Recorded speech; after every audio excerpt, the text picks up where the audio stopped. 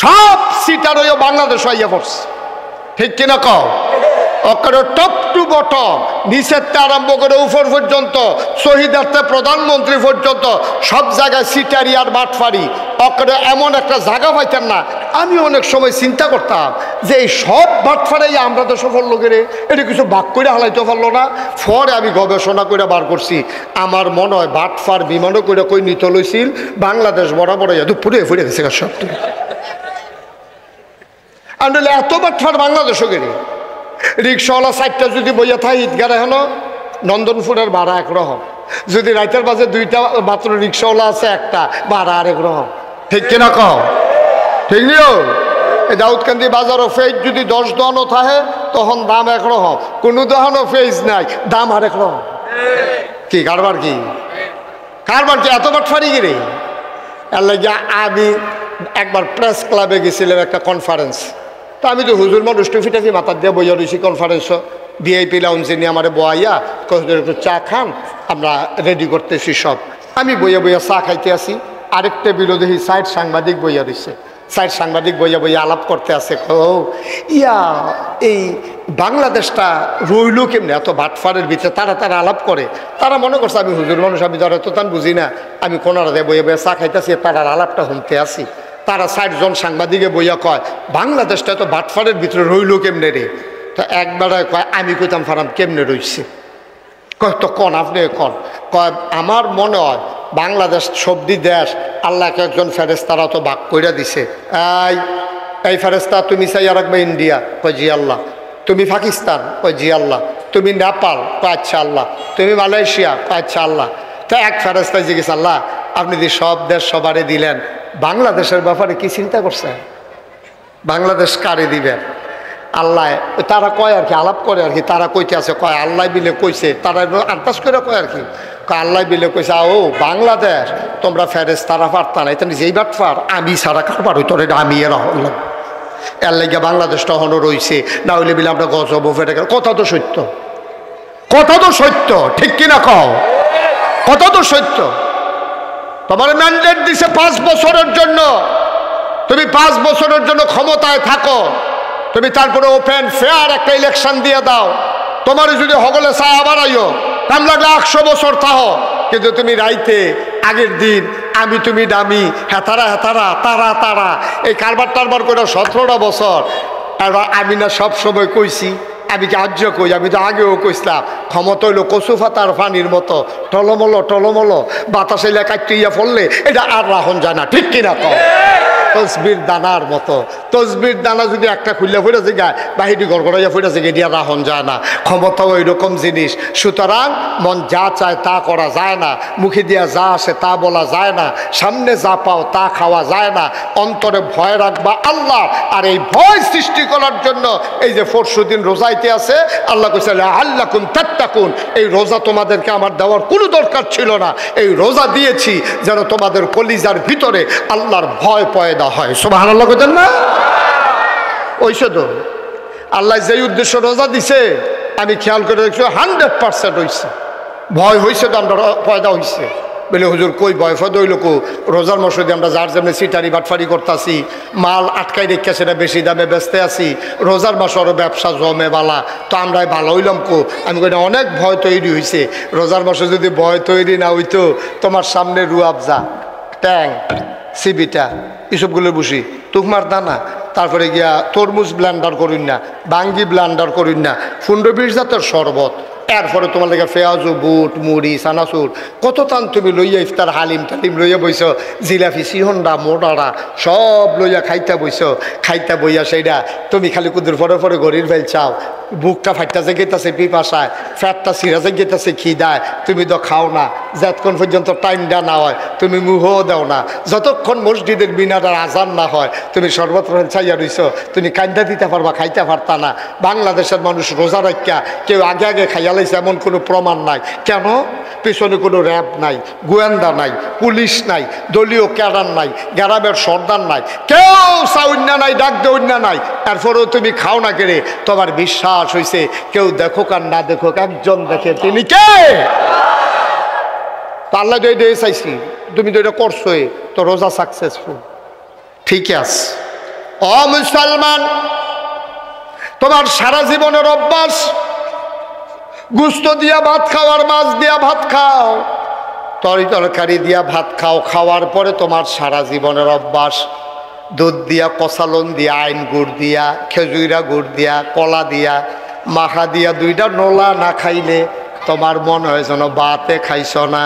তুমি এই জন্য রোজার মাস সামনে রাখিয়া ভালো গুড় আংশ গিয়া কলাই নিয়ে ছড়ি টাঙ্গাই রাখছ, তুমি ভোর রাত্রে কলা দিয়া, দুধ দিয়া, গুড় দিয়া মাখাইয়া লোকমাটা মাত্র দিবা, আস্তে আস্তে তুমি মুখের কাছে তুলছ, নলাটা এখনো মুখে দিছ না। এমন সময় মসজিদের মিনার থেকে মুয়াজ্জিনে ডাক দেওয়া কয়, সাবধান, খাওয়া বন্ধ করুন, সময় শেষ। কনের লগে লগে লোকমাটা মুখে দাও না নামাই ফেলো? কথা কন, মুখে দেন না নামাইলাম? কেড়ে কেড়ে সারা জীবনের অভ্যাস দুধ দিয়া, কলা দিয়া, গুড় দিয়া মাইকা তুমি খালি নলাটা দিবা, এমন টাইমে মসজিদের মিনারতে কইছে সময় শেষ। আপনি মুখেরতে আস্তে করে নলাটা নামাই দিয়েছেন, তাইলে বোঝা গেল আপনি আল্লাহরে ডরাইছেন। তাইলে রোজার মাসও 1 মিনিট পরেও খান না, 1 মিনিট আগেও খান না। আপনি বিশ্বাস করছেন আল্লাহ দেহে? এটা হলো ট্রেনিং পিরিয়ড। সারদা ট্রেনিং দেয় পুলিশও নিয়ে আসে না। ট্রেনিংয়ের ভিতরে তুমি বালা করছো, ফাল দিয়া খাল ফাড়ি গেছো গা, বাইয়া বাসর মাথা তুটতে গেছো গা, তুমি মাশাল্লাহ ট্রেনিংয়ের ভিতরে এক্সপার্ট। তুমি গুলি করলে সই হয়, তুমি সব দিক দিয়ে এক্সপার্ট। যেই মাত্র ট্রেনিং দিয়া তোমার দাউদকান্দি থানা ফাড়াইছে, তুমি এমনি জানজা দিয়ে ঘুষ খাওয়া শুরু করছো, ঠিক কিনা কর? তুমি ট্রেনিং এর মধ্যে ফার্স্ট হইছ, কর্মজীবনে আইয়া লাল কালির দাগ পাইয়া লাইছ, বা একটা মাস রোজার মাস তুমি সেহেরির টাইমে খাও নাই পরে, ইফতারির টাইমে খাও নাই আগে, কারণ তুমি বিশ্বাস করো আল্লাহ দেখতে আছে।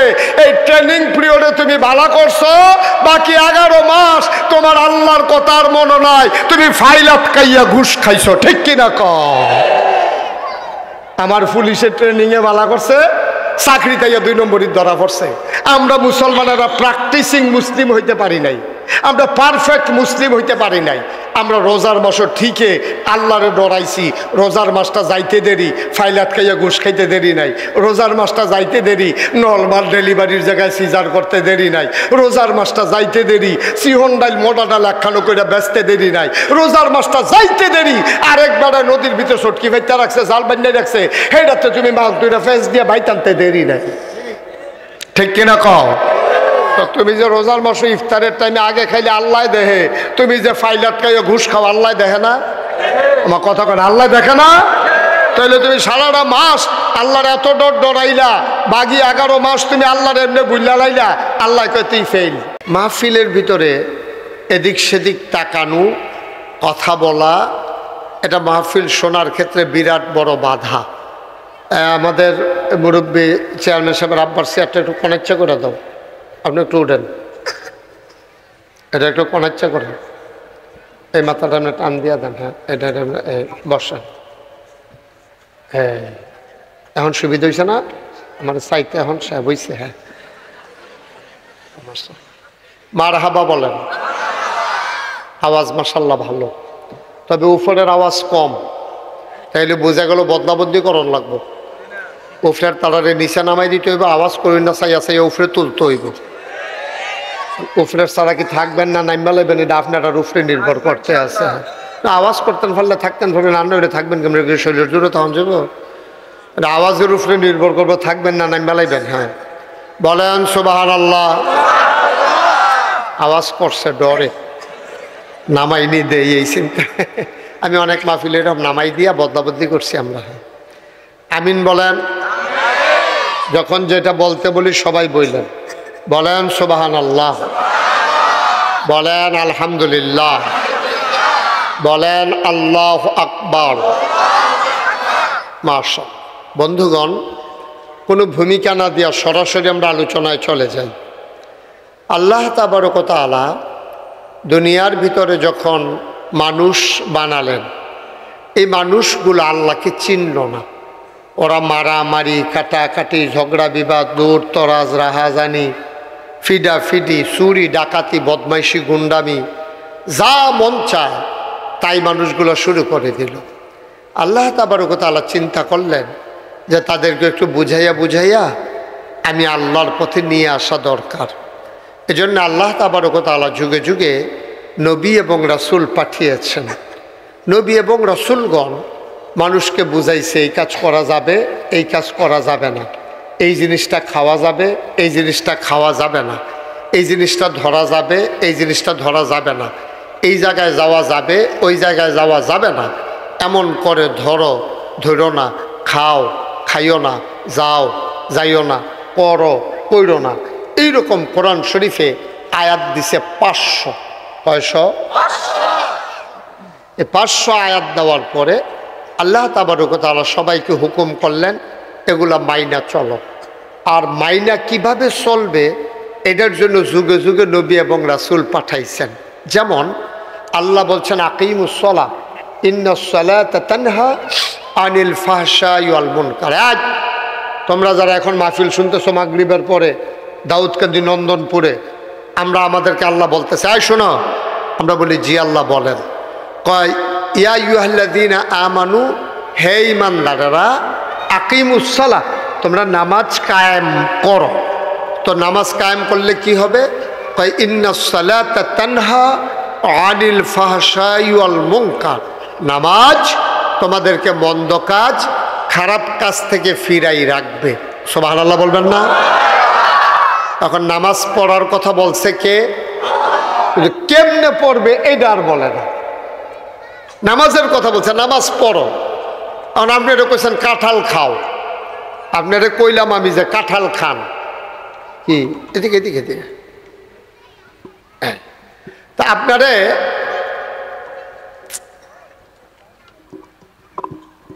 আপনাকে আমি বললাম যে কাঁঠাল খান, আপনি জীবনে কাঁঠাল দেখছেনও না, খাইছেনও না।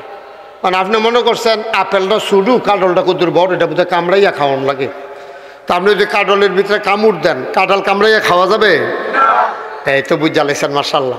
তেমন নামাজ যে ফরো কইলো, আর নামাজ কেমনে ফরো? সাহাবায়ে কেরাম দৌড়াইয়া গেছে নবীজির কাছে, গিয়া কই ইয়া রাসূলুল্লাহ, আপনি যে বললেন নামাজ, আল্লাহ যে কইলো নামাজ কায়েম করো, জিনিসটা কিটা?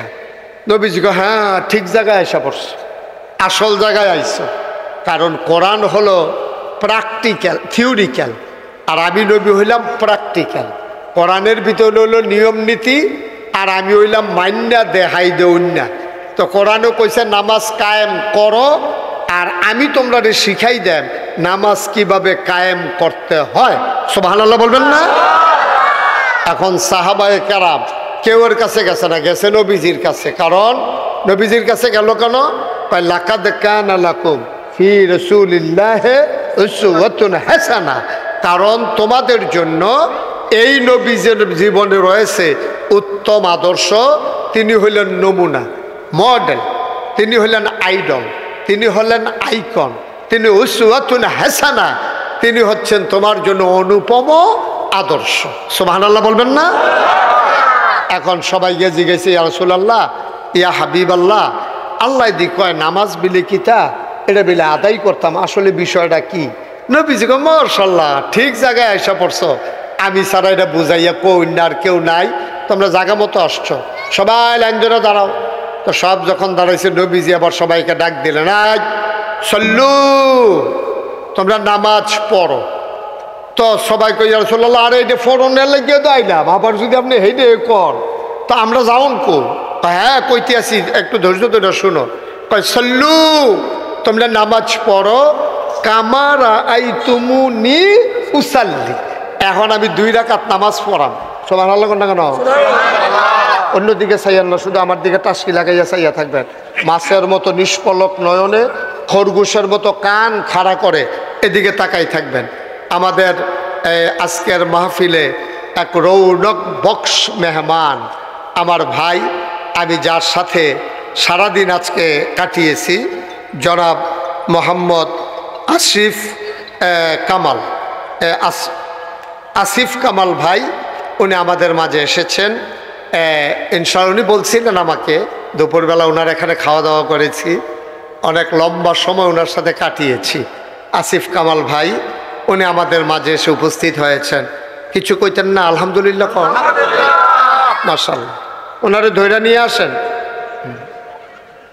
মার্শাল্লাহ, হ্যাঁ আসেন। মার্শাল্লাহ, কথা কই না, সাইয়া সরছেন নি, ওনারে একটু চেয়ার দেন। আপনি দিলে তো আপনি, আচ্ছা সবাই পড়েন আলহামদুলিল্লাহ। কি কথা হয়েছিল, আস্তে কর না জুড়ে কর। মাশাআল্লাহ,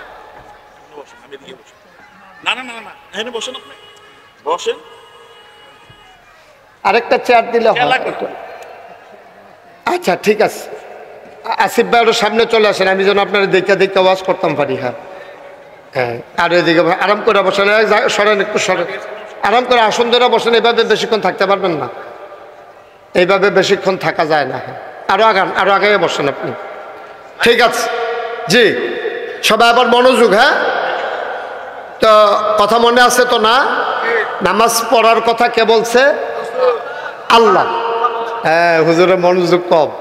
এই নামাজ পড়ার কথা, বসেন আপনার 3-4 জন বসেন। হ্যাঁ আপনি কথা কইতেছি, বসেন না, অসুবিধা, তুমিও বসো। তো নামাজ পড়ার কথা বলছে কে? আল্লাহ। এখন পড়বে কেমনে? এখন আমি যদি আপনার কই কাঁঠাল খান, ওই যে উদাহরণ দিলাম, তা আপনি জীবনে কাঁঠাল দেখছেন না, এখন আপনি কাঁঠালের উফরি দিয়ে দিচ্ছেন কামড়, খাইতে পারবে? কারণ সে তো নিয়ম জানে না। আপনি নিয়ম জানেন না বইলা মনে করছেন আপেলটা একটু ছোটো, কাঁঠালটা একটু বড়, আপেলটা সমান, কাঁঠালটা একটু কাটা কাটা। আপনি এই মনে করে কামড় দিয়ে যদি খাইতেন যান, কাঁঠাল খাওয়া যাবে?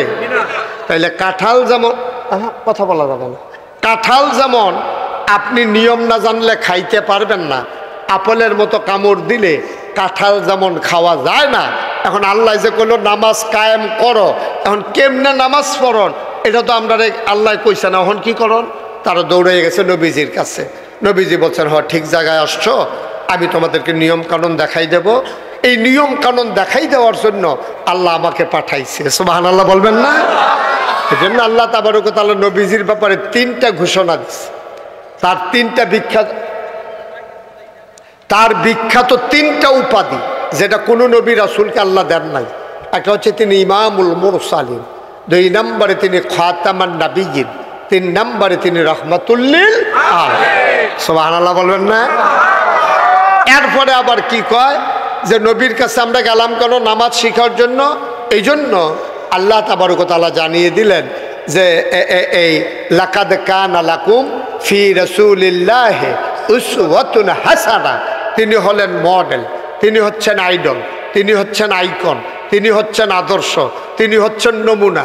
তিনি যা করে তোমরাও তা করবা, তিনি যেমনে খায় তোমরা এমনি খাইবা, তিনি যেমনে কথা কয় তোমরা এমনি কথা বলবা, তিনি যেমনি লেনদেন করে তোমরাও এমনি করবা।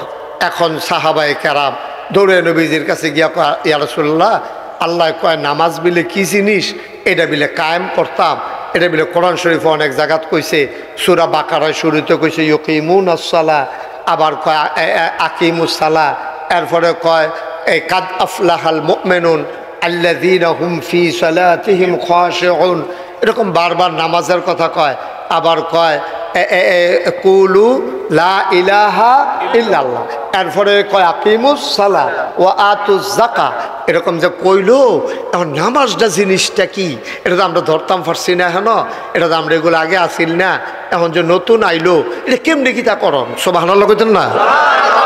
তখন নবীজি কয়, হ্যাঁ জায়গা মতো আইসা পড়ছ, সাল্লু, সবাই নামাজ পড়ো। ফরনের লেগে তো আইলাম, কেমনে কিতা করতাম এটা না জানতাম চাই। কয় কামারা আই তুমুনি উসাল্লি, এখন আমি তোমরা দেখাইয়া দেখাইয়া 2 রাকাত নামাজ পড়াম, তোমরা এটা দেখা দেখা ঠিক আমি যেমনে হাত তুলছি, আমি যেমনে বাঁধছি, নামাজের আগে যে যে কাজ করছি, এটি তোমরা সুন্দরভাবে পুঙ্খানুপুঙ্খ রূপে আমি যেমনে পড়ি, আমারে যেমনে দেখো, ঠিক এমনিভাবে তোমরা নামাজ আদায় করো। এটারে কয় নামাজ কায়েম করা। সুবহানাল্লাহ বলবেন না? পাকিস্তানের বিখ্যাত একজন মুফাসসির আছে, নাম হলো মুফতি শফি রহমাতুল্লাহ আলাই, যিনি তাফসিরে মারিফুল কোরআনের রচয়িতা। এই তাফসিরে মারিফুল কোরআনের যিনি রচয়িতা, যিনি তাফসির লিখেছেন, তার নাম হইল মুফতি শফি রহমাতুল্লাহ আলাই। তিনি এই ইউকিমুনাস সালাহ এই শব্দের ব্যাখ্যায় লেখেন যে নামাজ কায়েম করা কারে কয় বুঝো? কয় জি না, নামাজ কায়েম করা কারে কয় আমরা বুঝি না। কয় নামাজ কায়েম করলো দুইটা জিনিস। কয়টা? কথা কেন কয়টা? এরকম করেন না, কথা বললে আমি কথা চেয়ারম্যান বাইরে দরকার কি? না না বাইরে দরকার নাই তো, ভিতরে না দরকার। বাইরে দিতে গেলে আমি কথা কইতাম পারি না। আমরা ভিতরে যারা আছে বাইরে বইয়ে বই হুন্না লাইলে তারা আইতো না তো। তারা এইরকম একটা বাইনকা সিফা থালাই রাখুন লাগবো যে হুন তৈলে এখন আইতেইব বাইক বইয়া কোনো মাহফিল। ঠিক কিরকম? সামনে আরো কঠিন আইন আইতে আছে। সামনে কঠিন আইন হইলো বাইকে মাইক চালানোই যাবে না, এটা নিয়ে কথা হচ্ছে এখন। আমরা ভেতরে যারা আসবে অডিটোরিয়ামের মতো আমরা একেবারে ভেতরে বসে বসে কথা শুনবো। যারা অসুস্থ বাইক হইতে থাকবো তারার জন্য কোনো ক্ষতি না হয়। সুইটা সেটার জন্য মাইকের আওয়াজ জন্য উমাকে কয়েছিলেন দিয়ালা এরকম যেন না হয়। ফলাফানের পরীক্ষা পড়বো, এগুলো দিয়ে মাহফিল চলবো, এগুলো দিয়ে পড়বো। মাইক লাগাইয়া অক্ষরে ঘরের কোনার ভিতরে দিয়া তারা এবারে মুরগা বেড়াইয়া ফাল দিয়ে উঠে দরকারটা কিতা মাইকে ঠেহারা কিতা না। আমরা যারা আইব তারা শুনতে পারবো, আর বাইক বইয়া বইয়া হোনানে আমরা দায়িত্ব না। ঠিক নিও? এখনো যারা আইসেন আমি তো মাইক ছাড়া কইলেও শুনবেন, বিরক্ত করেন না, বাধা দিয়েন না। এই যেহেতু চেয়ারম্যান সাহেব কইছে হালকা একটু বাড়াই দে, পরের বছর কমাই লাগছে। আমিন কর না কেন? তাহলে নামাজ কায়েম করা মানে আল্লামা শফি রহমতুল্লাহকে দুইটা জিনিস। কয়টা জিনিস? কথা কোনো কয়টা জিনিস? এক নাম্বার, খুব খেয়াল করেন সিহন কথা, এক নাম্বার হইল ফরজের জায়গাত ফরজ, ওয়াজিবের জায়গাত ওয়াজিব, সুন্নতের জায়গায় সুন্নত, মুস্তাহাবের জায়গায় মুস্তাহাব, মুস্তাহাসানের জায়গায় মুস্তাহাসান, নফলের জায়গায় নফল, জায়গা মতো সবজি রাখিয়া আদায় করা, এটা কয় নামাজ কায়েম করা। এই ফরজের জায়গাত ফরজ বলতে কি? আহকাম আরকান 13 ফরজ। নামাজের বাইরে এবং ভিতরে মিলাইয়া ফরজ আছে 13টা। কয়টা? কথা বলো কয়টা? বাইরে 7টা, ভিতরে 6টা। এটি যদি একটা সুইটটা জায়গায় ঘরের ফালা ছাড়া যেমন ঘর থাকে না, রুয়া একটা কম হইলেও সারে, খাফ একটা কম হইলেও সারে, কোনাইল্লা ফালা যদি একটা খুললা লাও ঘরটা যেমন দুপুরে লইয়া পড়বো। এই 13টা ফরজের একটা যদি বাদ দিয়া লাও নামাজটা আস্তে করে দুপুরে পড়ে দেবো। তাইলে 13টার গুরুত্ব কম না বেশি রে? এটা হলো ঘরের কোনাইল্লা ফালার মতো। ঘরের কোনাইল্লা ফালা যেমন সাইড কোনাইচ্ছা ঘরটা থাকে না, তবে এইরকম নামাজটা থাকতো না 13টা জিনিস না থাকলে। এই 13টা জিনিসের ভিতরে আছে শরীর পাক, স্থান পাক, তারপরে গিয়া আপনার পোশাক পাক, তারপরে গিয়া ওয়াক্ত চিনা, এরকম মিলাইয়া জিলাইয়া বাইরে 7টা, ভিতরে 6টা, কেরাত ফরা, রুকু দেওয়া, সাজদা দেওয়া, কুদা আখেরা, এরকম মিলাইয়া সুবহানাল্লাহ করে দাও। মোট কয়টা? এই 13টা। 13টার ভিতরে একটা সুইটটা গেলে নামাজ হইতো না। আচ্ছা, এরপর আছে ওয়াজিব। ওয়াজিব যদি একটা সুইটটা জায়গায় নামাজ হইব, তবে সুসাজদা দেওয়ান লাগবো। ইচ্ছা করে যদি কেউ ছাইরা দেয় তাহলে নামাজ হইতো না, নামাজ বাদ যাইব গা। এই যে আমরা পড়তে আসি বড়বড়াইয়া নামাজ, এই 13টার ভিতরে 3-4টা নাই। এর লাগে আমরা নামাজে জিলা ধরে না। এই যে পড়তে আসেন নামাজ, হেইকালাইতেছে নামাজ পড়িয়া কপালও দা খালাই দিছে, আডু বেড়াইয়া দুপুর করে মসজিদ বেড়াইয়া কাপ দিয়ে উঠছে। তে যা করতে আছে নামাজের ভিতরে, কিন্তু নামাজ তো হয় না। এত নামাজ পড়তেছেন, নামাজ দি গেল কো? তো নামাজ দি যাইব কো? আপনি বুঝেন না? আপনি আর রাস্তা কুরাস্তা দিয়ে যাইলে উঠলে আপনি কি নামাজ হইব? আপনি যাইবেন ডাহা, উঠটা বসছেন সিটাগাঙ্গে বাসো যাইব কো? উঠটা বসে কোন বাস? সিটাগাঙ্গা বাস। এই বাসো করে যখন কুমিল্লা গিয়া সারছে দাউদকান্দি ফারিয়া কুমিল্লা, তো হেতে কন্ট্রাক্টরে কয় ভাড়া দেন, কয় ইয়া ডাহার ভাড়া কত? গেছে গা কখনো? না কুমিল্লা দাওনের কথা না সিটাগা। এবার কথা শুনে না রে, মন দিয়া রে, এবার আন্তাজ করে জবাব দিয়া লাই। এমনি পরীক্ষাত লেখলে ফেল করার লাগতো না? আমি দেখি না ফেল করাইছি না, যেহেতু এক এলাকার মানুষ। এবারে যাওয়ানোর কথা, ঢাকা উঠতে বসে সিটাগাঙ্গের বাস, কুমিল্লা গেছে পরে কন্ট্রাক্টরে কয় ভাড়া দেন। এবারে কয় ডাহার ভাড়া কত? কন্ট্রাক্টর কি থাকলেন? কয় ডাহার ভাড়া কত? কয়টা দিয়ে সিটাগাং যাবে কি আর ডাহার ভাড়া? কই ইন্না নিল্লা কুমিল্লা, ইন্না নিল্লা এটা কুমিল্লা গেছে গা, যে ইন্না নিল্লার লোক কুমিল্লা পরে এবার গেছে গা। তো লাভ হইব কিতা? আপনি যাইবেন ডাহা, সিটাঙ্গের বাস উঠছেন কিতা? এই যে আমরা নামাজ হয় না, হইব কেমনে? নামাজ হইতো কেমনে? নামাজের বাইরে ভিতরে 13টা ফরজ, তখন যদি আমি সবজি কই দেখবেন বিষয়টা 2-3টা পাইতেন না। আপনার গোসল হয়, আপনার অজু হয়, শীতকালের যে অজু গেছে আমরা অজু দেখছি না, মানুষ কেমন অজু করছে, টাইট সোয়েটার টান্না টুন্না টান্না টুন্না কোনো মতো মোড়াটা পর্যন্ত তুলছে, গিরাটা পার হয় না। টাইট তো সিদ্ধ গিরাটা না পড়কে আবার সাইড ফাইল চাইয়া অজু করে আইয়া পড়ছে। অজু হইছে? অজু না হইলে নামাজ হইছে? লেগে তো নামাজ জিরা ধরে না। মুসলমান প্রয়োজনে কম খাইও, ভালা জিনিস খাইও, প্রয়োজনে কম আবাদত কইর, নিয়ম মতো কইর, ঠিক কিনা? প্রয়োজনে আবাদত কম কইর। কালকা সহালে উঠতে বইয়া বইয়া চায়ের স্টলে সমালোচনা করলে কাম হইতো না। ফিরসা হুজুর রান্নাম আবাদত বাড়াইতামে বেড়া দিয়ে আরো কমাই দিয়া গেছে। আমি কমাই দিয়া গেছি না, আজে বাজে জিনিস খাওয়ার চাইতে ভালো জিনিস কম খাইলেও বালা। আপনি আজে বাজে জিনিস বাসি ফোসা খাইয়া ওখান বদনা লইয়া দৌড়া দৌড়ি রে, শৈল যায় আসিল মোড়ইব দূরের কথা, হেইডা বেড়াইয়া হুগাই গেছে গা।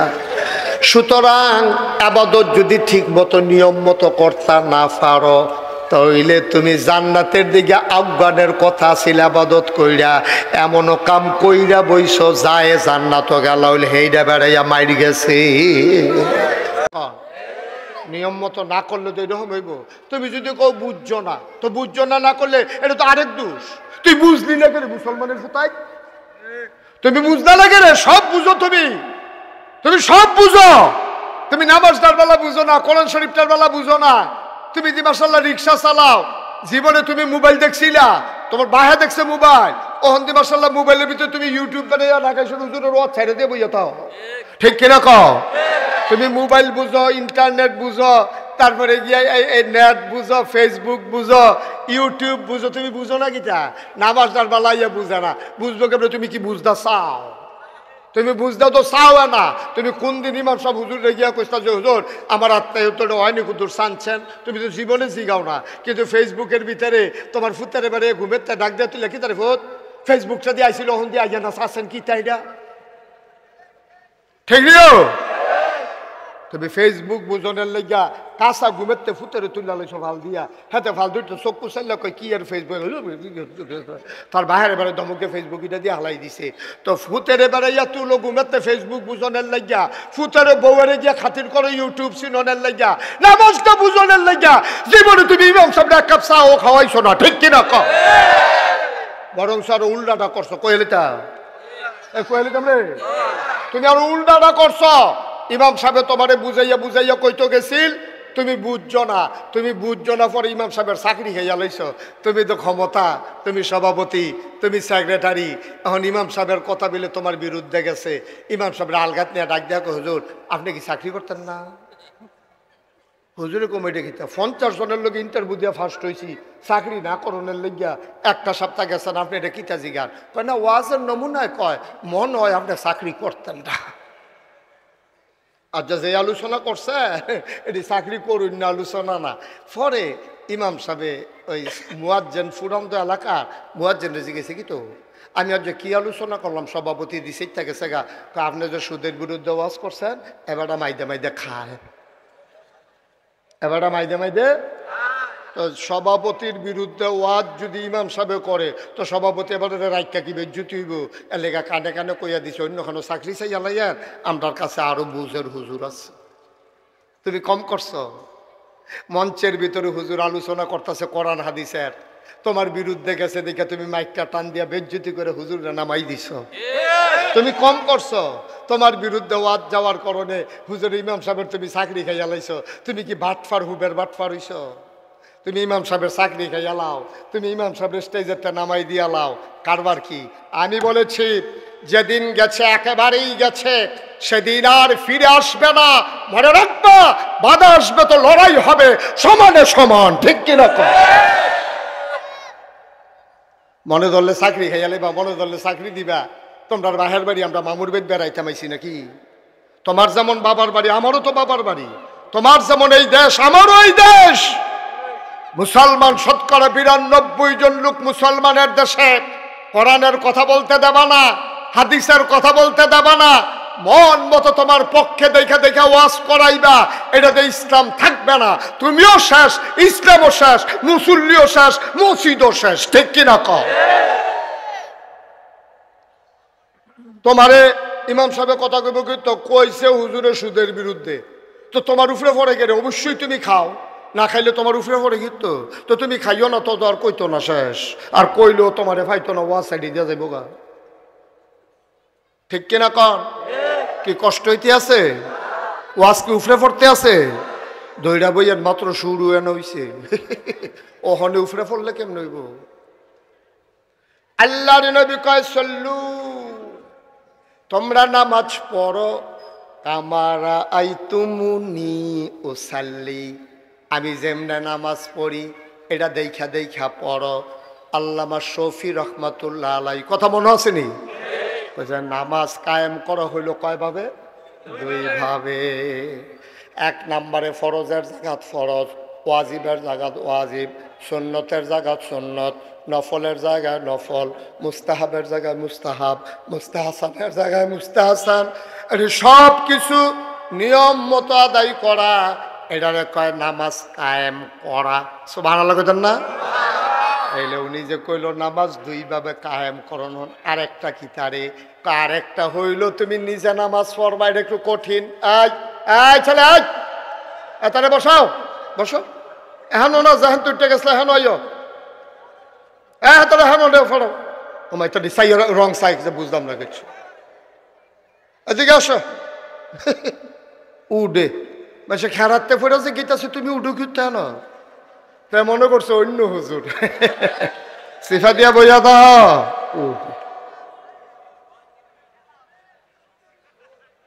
এই ডরে তো আসিফ ভাইয়ে মাহফিল হইতো চাইছিল না, যে উডন যাইতো নকলবেলা গিয়া কি বিপদও পড়ি, তো বুঝ করে আইবা না হেন। মার হাবা বলো জোরে পড়ো আমি। তাহলে একটা নামাজ কায়েম করা হইলো নিয়ম কানুন ঠিক মতো রাখুন। আচ্ছা, আর একটা নামাজ কায়েম করা বলতে কি বুঝাইছে? কয় নিজে নামাজ পড়া। খেয়াল করেন সিহন কথা, কয় নিজে নামাজ পড়বা, তোমার বউয়েরে পড়াইবা, তোমার ছেলে মেয়েরে পড়াইবা। তোমার একটা মেল ফ্যাক্টরি আছে, 500 জন কর্মচারী কাজ করে, নামাজের সময় বিরতি দিবা, এটার ভিতরে একটা নামাজের জায়গা রাখবা। এখন একজন ইমাম সাহেব রাখবা, মাদ্রাসার হুজুর রাখবা, না হলে ছাত্র রাখবা, তেইয়া 5 ওয়াক্ত নামাজ পড়ে দিয়া দেব। তোমার অধীনস্থ যারা আছে সবাইকে তুমি ইচ্ছা করে নামাজটা পড়াইবা। তুমি যদি মেম্বার হও, তোমার ওয়ার্ডে তুমি নামাজ কায়েম করবা। তুমি যদি ইউনিয়ন চেয়ারম্যান হও, তোমার ইউনিয়নে তুমি নামাজ পড়াবা। তুমি এমপি, তোমার সংসদীয় আসনে তুমি নামাজ পড়াইতে বাধ্য করবা। তুমি প্রধানমন্ত্রী, সংসদের ভিতরে তুমি বিল নিয়ে আসবা নামাজের পক্ষে, কণ্ঠবোর্ডে বিল পাশ হয়ে যাবে। আবার স্পিকার রায় ঘোষণা করে দেবে, হা জয়যুক্ত হয়েছে, হা জয়যুক্ত হয়েছে, হা জয়যুক্ত হয়েছে, গ্যাজেট আকারে পেশ করা হবে।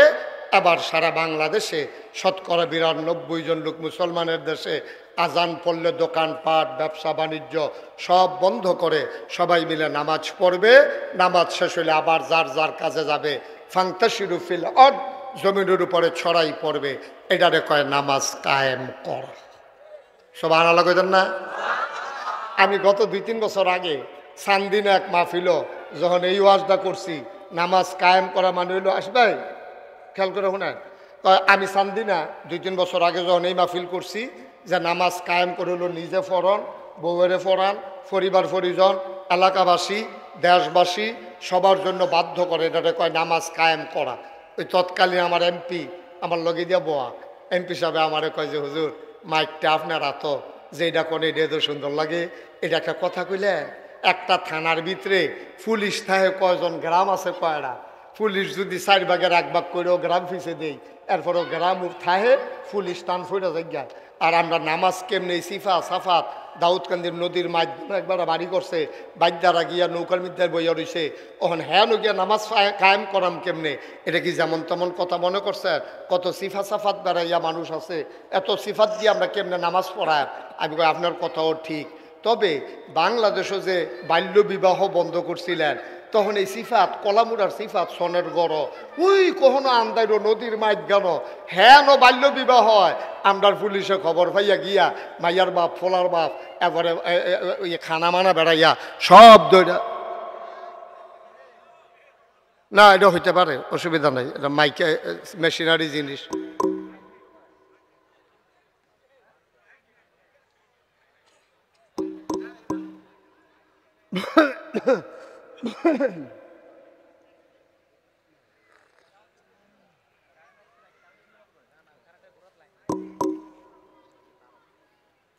আপনার উঠতেছেন কেন এই কারেন্ট যাওয়ানোর লগে উডনের সম্পর্ক কিটা এবারের লগে কারেন্টের আগে কানেকশন আছিল কারেন্ট গেছে গেলে কানেকশন আল হয়ে গেছে হ্যাঁ ছেলে এই বসো